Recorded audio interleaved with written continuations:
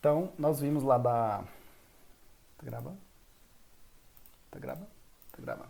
Nós vimos lá a formação do contrato, desde o momento em que ele surge como uma negociação preliminar, vai ali a proposta, aceitação, as várias possibilidades que você tem disso aqui, mas para dizer para vocês que da formação do contrato a gente viu como que ele nasce, de onde que surge o contrato. Aí nós vimos aqui, fizemos quase que um parêntese, para destacar alguns contratos que a gente chama de contratos peculiares, que são assim, diferentões. Ele tem algumas questões que vão, como eu diria, diferenciá-los, né, torná-los específicos ou, de certa forma, diferenciados com relação aos contratos que a gente vai chamar de contratos que são realizados e tem ali as cláusulas de maneira mais padrão, principalmente com relação aos efeitos perante terceiros, né? Temos a estipulação em favor de terceiro, temos a promessa de fato de terceiro, o contrato com pessoa a declarar. Então, esses contratos peculiares, com exceção do contrato consigo mesmo e do contrato preliminar, eles são, em sua regra, algum contrato que se diferencia porque ele tem a participação ou tem um efeito ali que se envolve perante terceiros. Inclusive, tem alguns autores que vão colocar os contratos peculiares em uma, vamos dizer assim, uma separação, um capítulo de estudo, como contratos perante terceiros. É o caso, por exemplo, do Cristiano Chaves e do Nelson Rosenwald aqui, eles fazem isso. Aí o que nós vimos logo em seguida? Nós vimos que é possível o contrato ter, durante a sua, vamos dizer assim, vigência, uma revisão judicial. Então veja, vimos como que o contrato se forma, como que ele está nascendo, aí vimos ali alguns contratos que se diferenciam, foi um parêntese, a gente nem precisava ter visto aquilo naquele momento, não sei por que eu faço isso, talvez é porque a maioria dos manuais assim o fazem. E logo em seguida nós vimos que o contrato, a partir do momento que ele se forma, que ele existe, que ele está operando seus efeitos, pode ter alguma causa em si que gere a necessidade de você revisar, ajustar, fazer uma alteração para que o contrato se mantenha justo, principalmente. Então a revisão judicial ela está dialogando o tempo inteiro com o princípio que a gente chama de princípio da justiça contratual. Vimos aqui, existe a revisão contratual no Código Civil, com base na teoria da revisão, né, da imprevisão, perdão, com a ideia aí da cláusula rebus sic stantibus. Tem a revisão do Código de Defesa do Consumidor, que é totalmente diferente. Você parte aqui da teoria da base objetiva do contrato, a lesão objetiva. Basicamente, só precisa que exista uma desproporcionalidade ali entre as prestações para você falar em revisão. E o último assunto que nós falamos foi relacionado aos efeitos dos contratos. E aí, quando eu falei em efeitos, eu falei para vocês que basicamente eram as garantias que você tinha com relação a problemas ou vícios no objeto do contrato, naquilo que foi o centro ali da negociação. Nós vimos lá o vício redibitório, também conhecido como vício oculto. Nós vimos a evicção, também conhecida como aquela perda de um determinado direito ali para um terceiro por meio de uma sentença ou de um ato administrativo que a impute.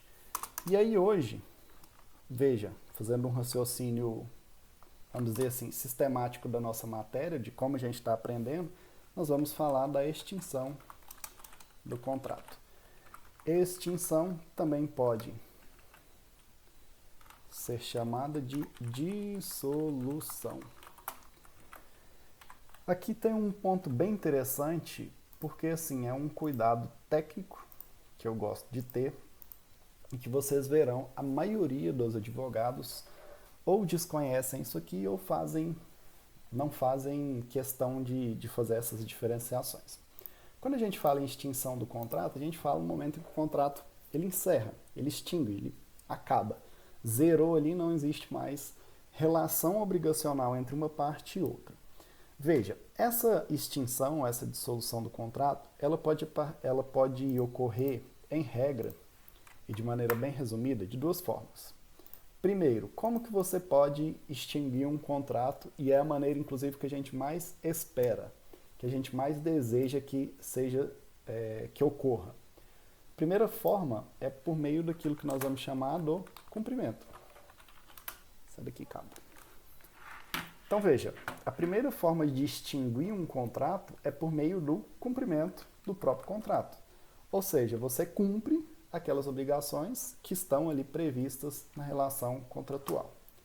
Já que a gente falou da extinção com o cumprimento, você tem a extinção sem cumprimento. Então veja, você pode dissolver o contrato, acabar, encerrar aquela relação obrigacional com a outra parte, cumprindo a sua parte e aceitando o cumprimento da outra parte, ou se beneficiando do cumprimento da outra parte, ou pode se encerrar sem o cumprimento. Quando a gente fala sem o cumprimento, isso pode ocorrer, em resumo, de 3 formas. Uma primeira forma é a extinção sem cumprimento por meio de um fenômeno que a gente vai chamar de resolução. Pode ocorrer também por meio de um fenômeno que a gente vai chamar de resilição e pode ocorrer por um fenômeno que a gente vai chamar de rescisão. Veja o seguinte, são situações diferentes. Todas elas vão gerar o mesmo efeito, que é a extinção do contrato, dissolução contratual. Mas, tecnicamente, são situações diferentes. Elas ocorrem por causas diferentes e elas têm consequências diferentes. Como eu falei para vocês, é muito comum os advogados, os juristas, de uma forma geral, tratar isso aqui tudo com sinônimo. A resolução é o mesmo que extinção, que é o mesmo que dissolução, que é o mesmo que resilição, que é o mesmo que rescisão, né? E não, tá errado. Então a nossa missão aqui é mostrar para vocês cada uma dessas formas de extinção do contrato aqui, como que ela ocorre, quais são os diferenciais, quais são os detalhes que você precisa saber e, obviamente, dar a vocês o conhecimento técnico que é de todo exigido quando a gente fala de um curso de nível superior. Mesmo? Vamos lá. Cumprimento. E aí eu vou separar aqui para vocês por meio dos tópicozinhos para ficar mais fácil aqui de compreender a matéria. Quando a gente fala em extinção do contrato por meio do cumprimento, vamos falar que é a forma natural de extinção do contrato. Ou seja, é a maneira com que as partes, em regra, pretendem que o contrato seja dissolvido. Então veja, quando a gente fala em extinção pelo cumprimento, a forma natural, isto é a maneira com que as partes, em regra, pretendem que o contrato seja dissolvido ou extinto. Quando você celebra um contrato, vamos lembrar aqui, partindo do exemplo hipotético de que tudo vai acontecer exatamente tal qual as partes quiseram, você só celebra um contrato porque você tem vontade que aquele contrato ali seja cumprido. Isso vale tanto para você quanto para outra parte. São o que a gente vai chamar aqui de interesses conflitantes, mas harmonizáveis. Vontades contrapostas, mas harmonizáveis. No fundo, o que você quer é cumprir a sua parte para poder exigir o seu direito. Esse é o desejo de todos, portanto, a extinção mais natural, mais normal do contrato é: eu cumpro minha parte, você cumpre a sua, você paga a mensalidade da faculdade, eu te dou uma aula de qualidade que faça jus ao valor que você está pagando pelo curso e você, obviamente, usufrui dessa aula aí. Esse é o método, vamos dizer assim, normal que a gente espera de um contrato. Você paga R$5, cincão, para te entregar um cachorro quente, hot dog quentinho, um molinho ali saindo até fumaça, bem gostoso, com milho, batata palha, tudo ali para você se alimentar. Veja, o que você espera quando compra um cachorro quente é que haja o cumprimento, né? Veja que na maioria das vezes é assim, a regra é essa, né? Você contrata a internet 100 mega vivo, você quer receber 100 mega, você quer que seja cumprido aquilo lá, você paga todo mês porque você quer que aquilo seja cumprido. Essa é a regra. Então, não precisa falar muito dessa extinção aqui, porque cumpriu, não tem mais o que se falar.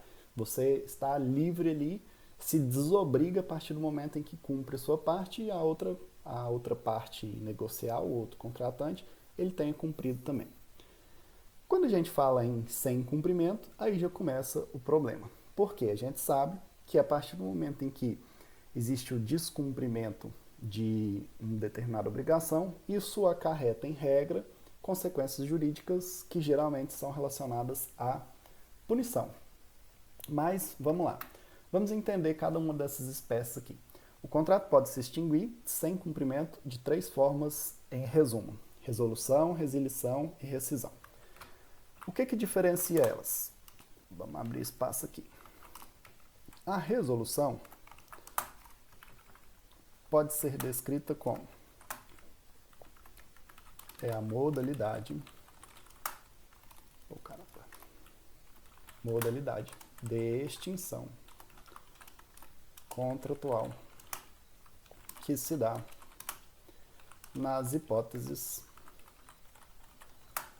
em que a inexecução das obrigações. Geralmente aparece assim no código: resolve-se o contrato. Veja o seguinte: a resolução, ela é a modalidade de extinção contratual que ocorre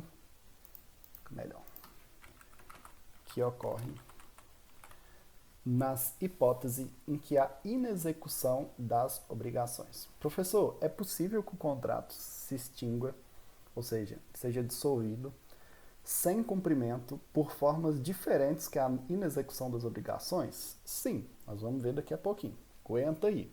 Então veja que a resolução, ela é a forma de extinção contratual mais comum. Quando uma das partes não cumpre a obrigação, você está diante de uma situação em que o contrato se extinguiu por resolução.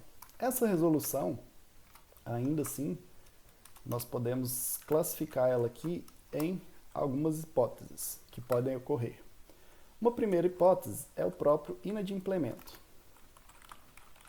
ou seja, é uma inexecução voluntária.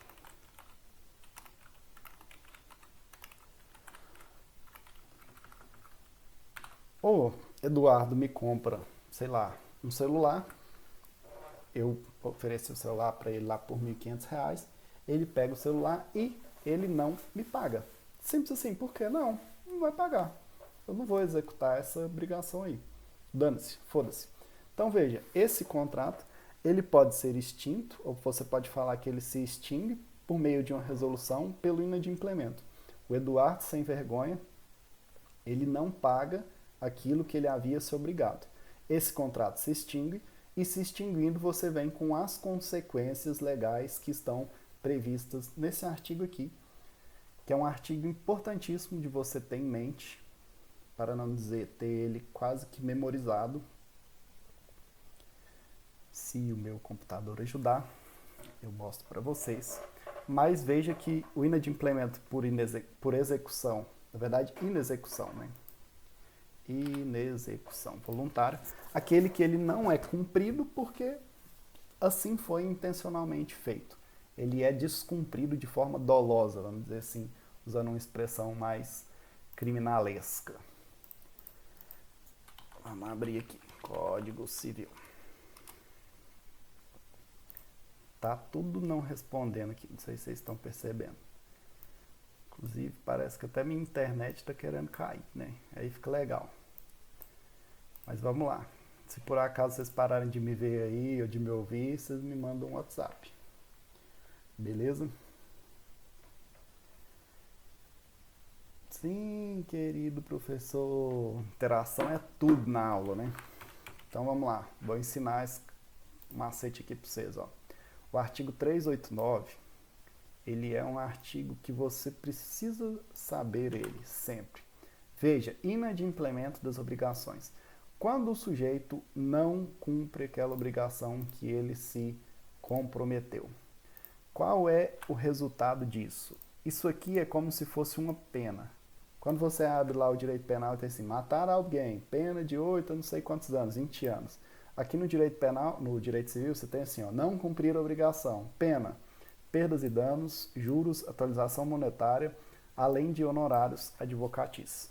Veja, isso aqui é praticamente uma pena que você pode imputar ao sujeito que vai descumprir de forma voluntária a obrigação que ele se comprometeu em um determinado contrato, ou um negócio jurídico qualquer que seja.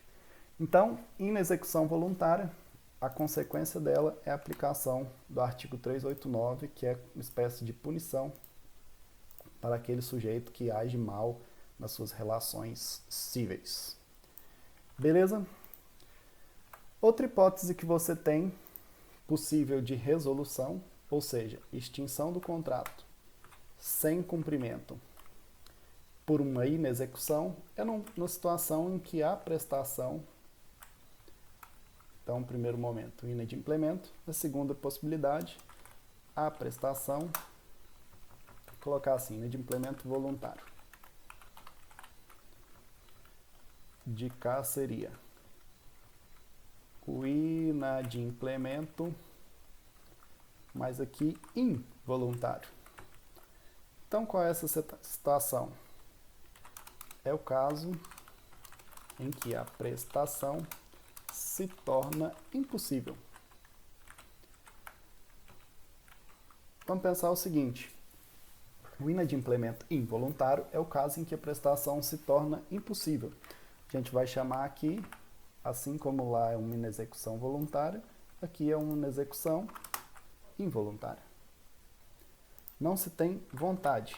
Então eu tinha vendido meu carro para o Eduardo, show de bola, minha Lamborghini, e o Eduardo falou: olha, beleza, você me entrega amanhã, terça-feira, eu já vou lá no banco, faço a transferência, tudo, e a gente faz esse negócio aí. Você já me entrega o carro, assina recibo e tal, faz parte formalizada lá e tudo. Veja, a gente celebra o contrato efetivamente de maneira verbal. O que acontece? De hoje para amanhã, cai uma chuva do cão, inunda a minha garagem, que eu moro num prédio, ou a minha mansão tem um subsolo, de garagem de subsolo, mas aqui para pegar o caso real, né, não sei quem acompanhou aí, inunda a garagem do meu prédio, e junto com a inundação da garagem, inunda a minha Lamborghini, que fica completamente destruída. Veja, é possível eu entregar o carro funcionando de forma adequada, com a qualidade, com, sei lá, o valor que ele existe? Não. Por quê? Porque, de maneira involuntária, eu me tornei impossibilitado de executar aquela obrigação lá. Choveu, caso fortuito ou força maior, choveu demais, absurdamente, inundou a minha garagem, de modo que não tem como eu entregar mais aquele carro bonitão, funcionando, lindo, top de linha para o Eduardo. Então seria um exemplo de inadimplemento involuntário, porque aquela prestação que eu me comprometi, que seria a obrigação de dar coisa certa, aquele carrinho bonitinho ali que eu tinha, ela não é possível de ser cumprida. Por quê? Porque meu carrinho foi inundado. Então seria um outro exemplo aqui, mas lembre-se, para esse caso aqui, a gente tem lá o artiguinho do caso fortuito. Cadê? Que eu esqueço dele.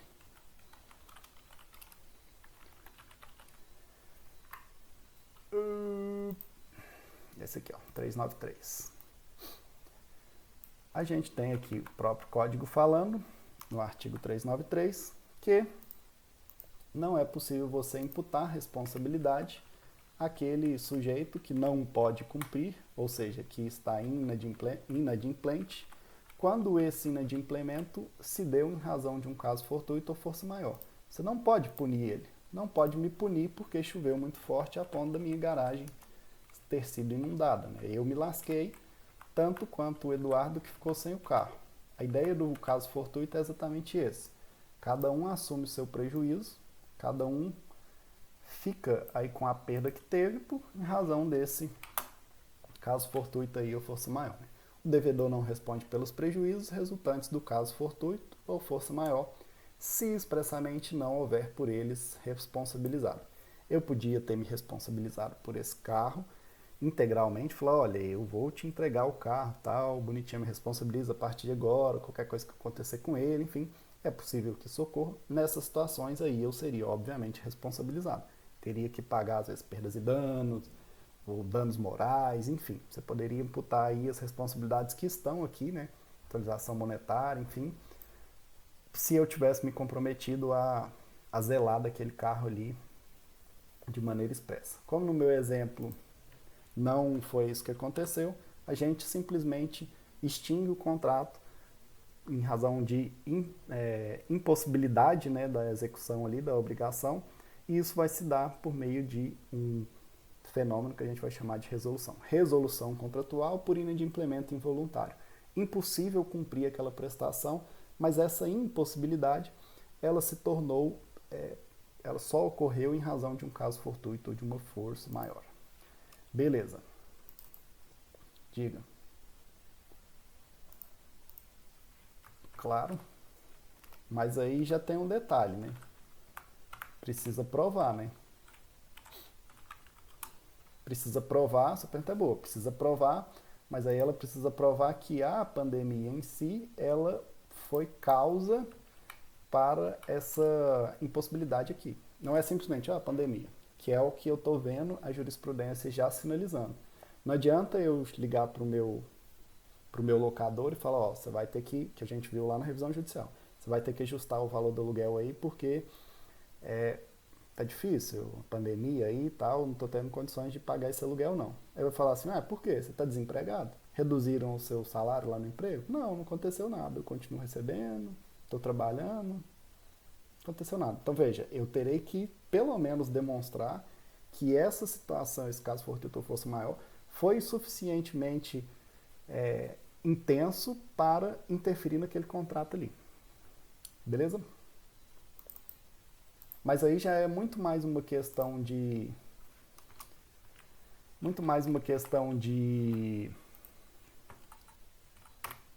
caramba.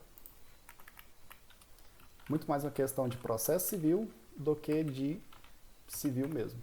Questão processual.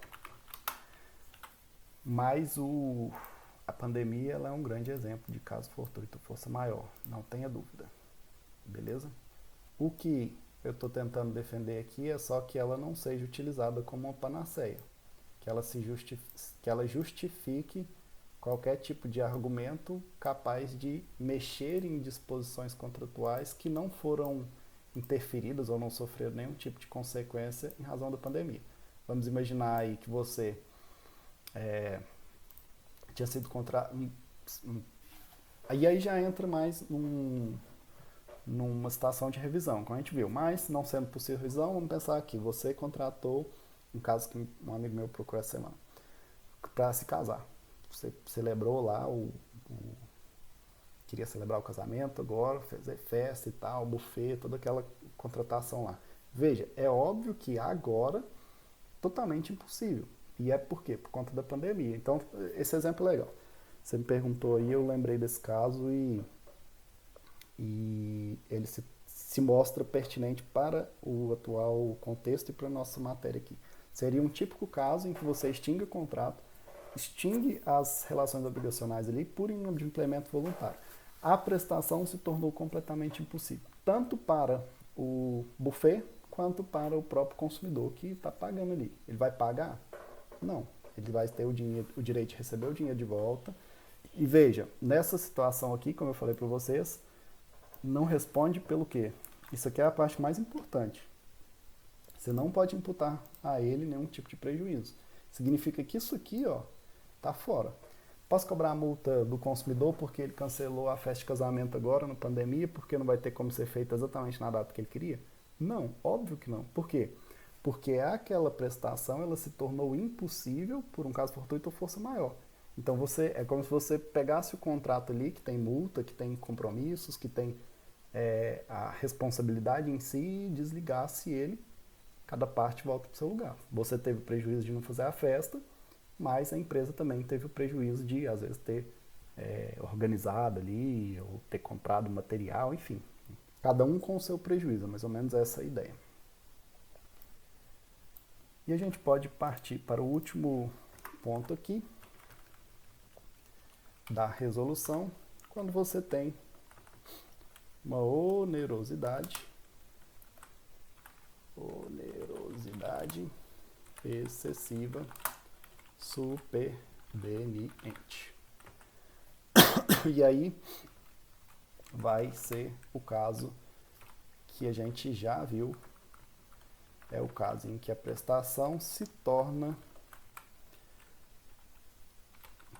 excessivamente onerosa, não sendo possível a revisão judicial. Então a gente já viu lá atrás, está aqui no 478, a gente vai correr sempre atrás do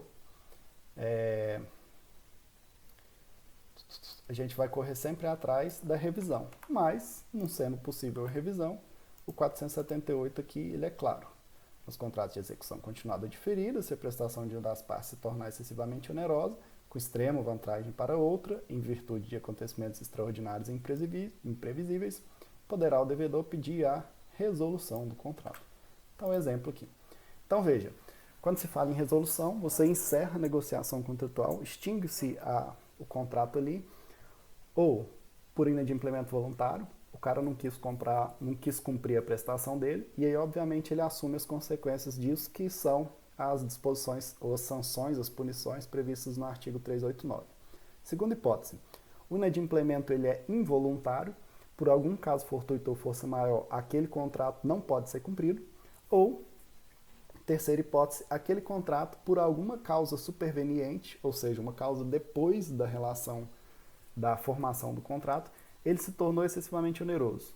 E aí, não sendo possível a revisão, insisto, a gente corre sempre atrás da revisão, pode o devedor, naquela situação de excessiva onerosidade, solicitar ali a resolução do contrato.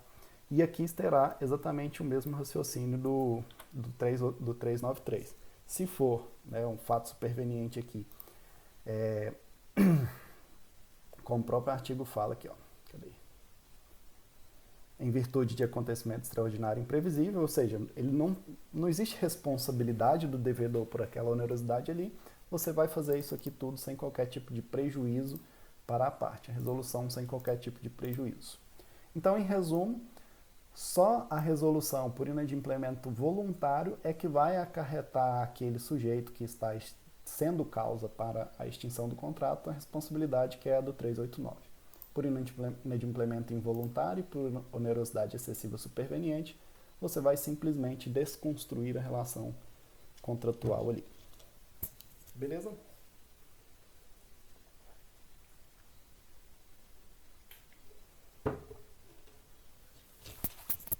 Segunda hipótese. Nós vimos que a resolução é uma modalidade de extinção contratual que ocorre nas hipóteses em que há inexecução das obrigações. Essa inexecução pode ser voluntária, pode ser involuntária, ou pode ser porque se tornou excessivamente onerosa, não faz sentido, seria injusta. Beleza. Já a resilição é a modalidade de extinção contratual que ocorre em razão da vontade de uma ou de todas as partes do contrato. Então é possível que você tenha a extinção do contrato, ou seja, você tenha a dissolução daquela relação lá, morre, não existe mais contrato, mas isso se dá pela vontade de uma das partes ou de todas as partes. Primeira hipótese, chamada resilição bilateral. O que é isso? É a extinção por vontade das partes. Isso que é bem legal. Ocorre por meio do distrato, que nada mais é do que um contrato extintivo de outra relação jurídica. E aqui é o chamado mútuo dissenso. Se lá na formação do contrato você precisa ter um consenso, aqui você precisa ter um dissenso. O distrato nada mais é do que um tipo de contrato em que as partes acordam que querem encerrar aquele contrato ali, aquela relação ali. Então veja, a resilição mais, vamos dizer assim, mais suave é a que é feita por meio do distrato, porque as partes já estão de acordo ali com aquele encerramento. Veja que no próprio capítulo 2 aqui, quando ele fala da extinção do contrato, ele vem falando do distrato aqui. O que ele fala nesse artigo 472 aqui, que é um artigo importante? A única exigência que você tem para o distrato, legalmente falando, é que ele seja feito exatamente na mesma forma em que o contrato ele foi redigido ou ele foi formado ali. Isso aqui é chamado de princípio da simetria das formas. Se você celebrou o contrato de maneira verbal, você espera que o distrato seja feito também de forma verbal. Se o contrato foi celebrado de forma escrita, o distrato ele deve ser feito em regra também pela forma escrita, se for essa a forma o quê? Exigida. Questãozinha legal, que eu estou lembrando aqui, questão de concurso. Falava o seguinte, o sujeito, ele celebrou um contrato para instalar a internet na casa dele. Então ele foi lá na loja, sei lá, da Vivo, pediu o contratinho, viu lá as possibilidades, opções e tal, celebrou o contrato. Aí, descontente com a internet lá, não estava mais feliz com aquilo, ele ligou pedindo o cancelamento. A atendente falou que estava tudo ok, então ocorreu ali uma, vamos dizer assim, não foi bem um distrato, mas para chegar na questão aqui. Só que ele fez por telefone. Ele pediu para cancelar e tal. A atendente, representando a empresa, disse que não tinha problema, que ele poderia cancelar, não tinha multa, enfim. Ele fez o distrato pelo telefone. Aí a questão perguntava se esse distrato teria validade. E aí queria te confundir utilizando esse artigo aqui. Por quê? Quando você vai celebrar uma prestação de serviço de internet, não existe uma forma exigida por lei. Então, se não existe uma forma exigida por lei, você pode celebrar de qualquer forma, inclusive por telefone, inclusive por aplicativo agora, né? Mas, a partir do momento em que você celebra o contrato, para fazer o distrato, como não tem forma exigida, ele pode ser feito exatamente da mesma forma ou de uma forma diferente, desde que você cumpra, evidentemente, os requisitos básicos de um contrato, né? Que seja a parte capaz, que a vontade seja livre, enfim, objeto lícito, tudo aquilo ali tem que ser preenchido também no momento em falar, tem que ser verificado também no momento de falar de um distrato. Então, para a resolução dessa questão, bastaria você falar que sim, o distrato é válido, porque não existia legalmente uma forma específica para celebrar um contrato de prestação de internet, de modo que o distrato poderia ter sido feito de qualquer forma, tanto quanto foi realizada a contratação. Diferentemente seria se tivesse, por exemplo, falando de um contrato de fiança, que de acordo com o próprio Código Civil só pode ser feito por escrito. Se ele só pode ser celebrado por escrito, ele só pode ser desfeito, ou seja, ele só pode passar por uma resilição de forma escrita também. Essa é a ideia aqui do 472. Beleza? Segunda hipótese, se nós temos a resilição bilateral, nós temos a resilição unilateral.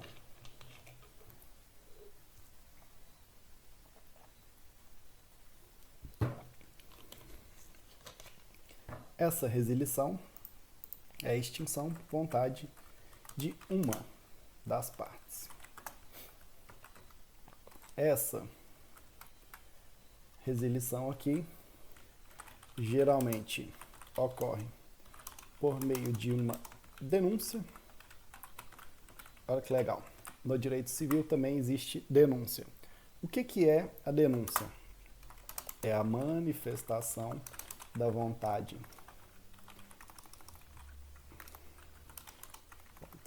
de uma das partes de extinguir um contrato. Então, a partir do momento em que eu quero extinguir um contrato, existem algumas possibilidades em que basta a minha vontade, basta a manifestação da minha vontade para que isso ocorra. Um exemplo aqui que a gente pode trabalhar é do artigo 582 veja o que ele fala. Estamos falando do empréstimo, né? E mais especificamente do comodato. O que é o comodato? É o empréstimo de coisas não fungíveis ou coisas infungíveis. É empréstimo daquilo que você não pode trocar por outra de mesma qualidade, quantidade ou espécie. Então vamos imaginar aqui que eu te empresto o meu vade-mecum, que é totalmente anotado, tem lá resumos, grifos de todas as formas, e eu tornei ele infungível porque útil aos meus estudos. Aí o que o artigo 582 fala?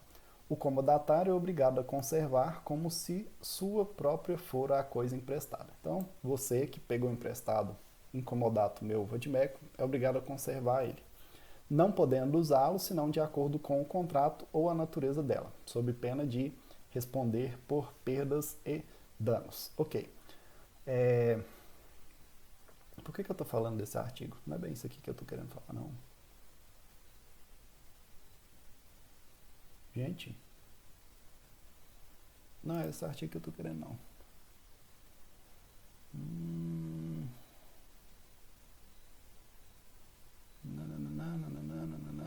Estou falando das obrigações do comodatário aqui.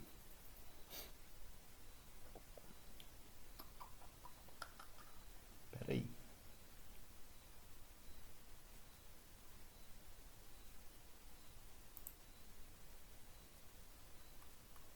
Será que eu errei o artigo?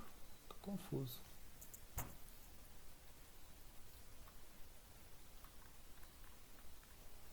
Peraí, deixa eu voltar aqui. Extinção.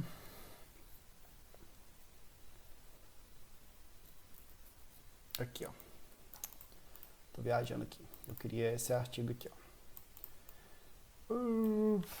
Eu queria dar um exemplo aqui, mas não é o artigo que eu queria, não. Vamos lá. A exilição unilateral, como eu falei para vocês, ocorre por meio da denúncia, que é a manifestação da vontade de uma só das partes. Vamos ver o que o 473 está falando. A resilição unilateral, nos casos em que a lei expressa ou implicitamente permita, opera mediante denúncia notificada a outra parte.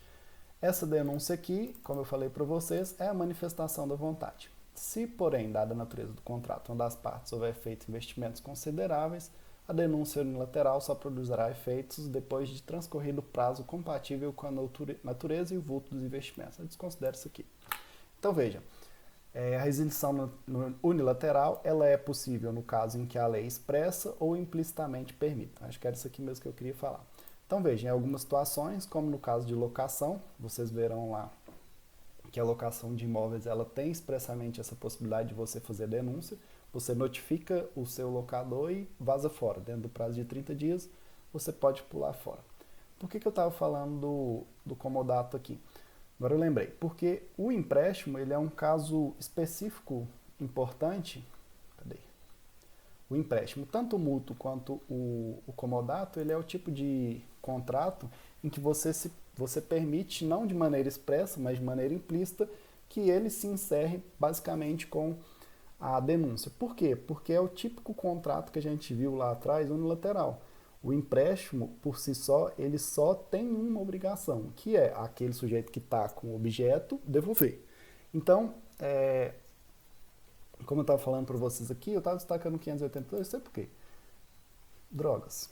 As drogas. Mas basicamente fala que o seguinte, que o comodatário é obrigado a conservar como se fosse sua, não sendo obrigado a usá-la se não for com a natureza e tal, sob pena de responder por perdas e danos.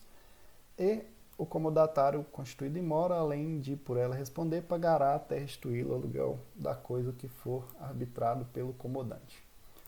Então, eu acho que é isso aqui ó, que eu quero falar. A partir do momento em que no meu caso aqui, o comodante, né, que é aquele que empresta, vamos imaginar aqui, o exemplo que eu estava trabalhando, o vade-mecum, emprestei meu vade-mecum para Gilmara. Qual a obrigação que perpassa esse empréstimo aqui? Só uma, da Gilmara me devolver. Ainda assim, a Gilmara tem a responsabilidade de conservar o meu vade-mecum, usar ele só de acordo com a natureza, ou seja, ela não pode usar o meu vade-mecum para escorar a porta, né, para bater na irmã dela, no irmão dela, não sei, ou para bater no Eduardo. Não, ela pode usar ele somente de acordo com a natureza que efetivamente se espera de um vadimeco para estudar. E aí, a partir do momento em que eu denunciar esse contrato, era isso mesmo que eu queria falar. Ou seja, a partir do momento em que eu falar para Gilmar, falar, olha, devolve o meu vadimeco aí, que eu quero ele de volta. A partir do momento em que eu faço essa resilição, veja, eu estou manifestando o meu interesse por meio de uma denúncia, que você extinga esse contrato, me devolva. A Gilmar ela passa a responder também, não só pela amora, mas pela possibilidade de ter que pagar aquilo que eu arbitrar lá como um aluguel da coisa. Eu queria só mostrar para vocês que esse aqui, agora eu lembrei, esse aqui é um exemplo de caso em que você não tem expressamente falando da possibilidade de extinguir pela vontade de uma só das partes, mas, evidentemente, você tem de maneira implícita, né, essa possibilidade. Por quê? Porque o empréstimo ele é o tipo de contrato unilateral que só tem uma prestação, só por parte do comodatário. O comodatário é obrigado a devolver, ponto final. Então, se eu quiser encerrar esse contrato, eu, que fui o comodante, né, o que emprestei, basta que eu faça uma denúncia para a Gilmara, e essa denúncia, a partir do momento em que a Gilmara for notificada, conforme está aqui no 472, 473, na verdade, a partir do momento que ela for notificada, ela passa a se responsabilizar pelo descumprimento do contrato ali. Ou seja, é uma extinção que ela ocorre a partir do momento em que eu, comodante, manifestei a meu interesse de extinguir o contrato. Por isso, dentro da ideia aqui de denúncia de restituição unilateral. Beleza? Exemplo, empréstimos. Vou colocar isso aqui.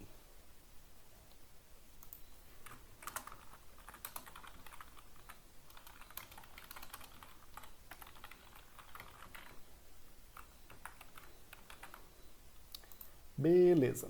E aí, sobra o nosso último tipo de extinção contratual, que é a rescisão. Então vamos entender aqui. Revisão. Resolução. Aquela situação em que o contrato ele se extingue sem o cumprimento, porque você teve uma inexecução da obrigação, seja inexecução involuntária, seja inexecução voluntária, seja uma inexecução porque o contrato se tornou excessivamente oneroso. Você também tem uma modalidade em que se extingue o contrato porque houve uma vontade, seja de uma das partes, seja de ambas as partes por meio do distrato, ou você tem a extinção do contrato por conta de uma modalidade de extinção contratual que ocorre em razão de uma causa de anulabilidade. Onde que está isso? Está lá no artigo 171. Abrir aqui. O que o artigo 171 está nos falando? Que são,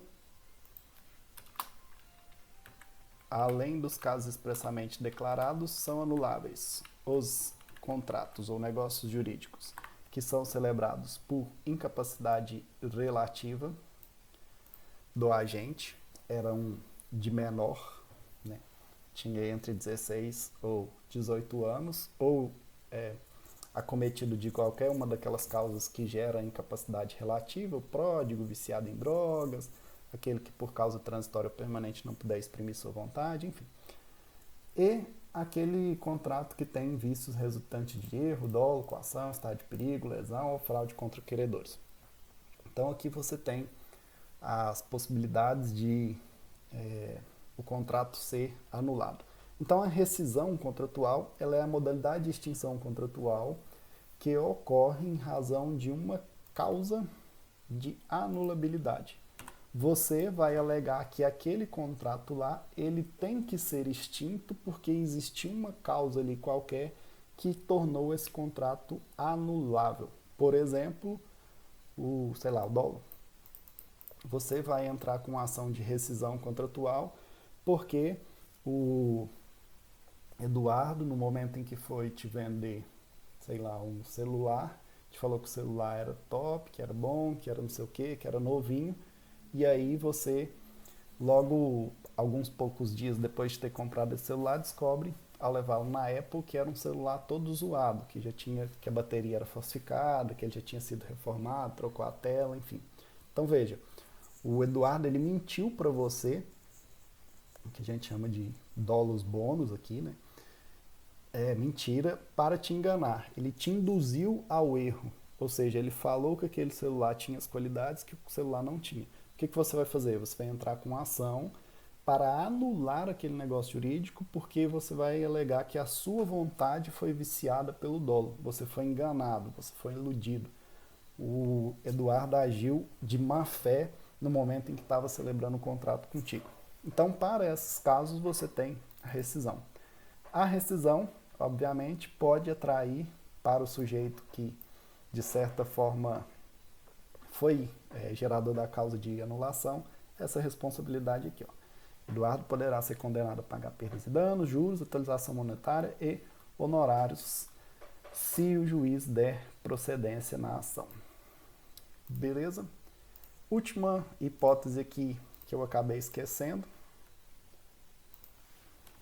que também é causa para extinção do contrato sem cumprimento, é a morte. Óbvio. Morreu, acabou. Se você tinha um contrato, a morte, ela é também uma causa de extinção dos contratos para os contratos personalíssimos. Então, o Eduardo, ele é um gogo boy, ele presta serviços de dança para despedidas de solteiro. E aí ele tinha sido contratado para fazer um serviço de dança no casamento da Gilmara. E aí o que aconteceu? Que será, sei lá, dia 12 de junho, dia dos namorados, ela vai casar. Nesse meio termo, Eduardo, infelizmente, pega uma gripezinha, conhecida como coronavírus, e em 3 dias é devastado pela doença e morre. Pergunta-se, é possível cumprir esse contrato? Óbvio que não. Esse contrato se torna um contrato sem cumprimento, ele vai se extinguir, vai dissolver-se, razão da morte do sujeito ali, beleza? Obviamente aqui também não tem como você falar em responsabilidade. Os herdeiros do Eduardo não assumirão responsabilidade pelo descumprimento, né? Por óbvio, né? Imagina, né? Que legal. A mãe do Eduardo pagando multa porque o Eduardo não pôde dançar no casamento da Gilmara. De despedida de solteiro da Gilmara, né? Beleza? Então, de forma a revisar aí o conteúdo, a extinção pode se dar pelo cumprimento, que a gente mais espera, sem o cumprimento, pela resolução, que é a inexecução da obrigação ali, pela resilição, que é pela vontade de ambas as partes, de todas as partes, pela rescisão, que é uma causa que torna o contrato anulável, invalida aquele contrato, ou pela morte, que obviamente é um caso ali. Você podia falar que a morte está dentro de resolução aqui. Seria uma possibilidade, né? Você pensar a morte, ela está mais aqui dentro do inadimplemento voluntário. Coloquei a morte porque ela ganha destaque, conforme colocam aqui alguns autores. O Tartucci, ele coloca a morte aqui também, principalmente para os contratos personalismo, né? Aqueles que só podem ser cumpridos pela parte ali que é contratante.